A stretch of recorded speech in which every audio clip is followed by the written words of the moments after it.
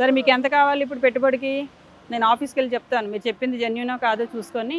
ఈ సిమెంట్కి పౌడర్కి మేము అస్తమానం వేయించుకుంటూ ఉండాలి.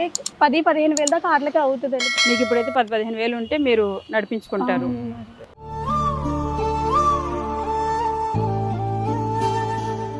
15 వేలతో మీరు మళ్ళీ కొంచెం డెవలప్ అవుతారు. ప్రజెంట్ ఉండడానికి తినడానికి ఉందమ్మా? అంటే తినడానికి కొంచెం ఇబ్బంది అండి. అంటే వచ్చినప్పుడల్లా ఒక 5 కేజీలు బియ్యం తెచ్చుకొని అవే సరిపెట్టుకుంటాం. 5 కేజీలు బేరం వచ్చినప్పుడు అవే తెచ్చుకుంటాం.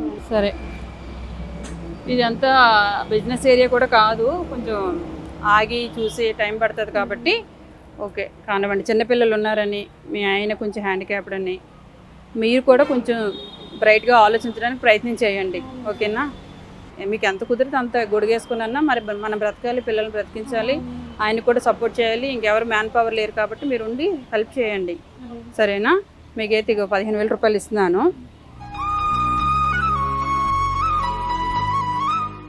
ఇచ్చిన డబ్బులతోనే ఇది ఏదో డెవలప్ చేసి పిల్లలకు కొంచెం ఇది చేసుకుంటాం. ఇదివరకు ఎవరైనా వచ్చేలా హెల్ప్ చేశారమ్మా?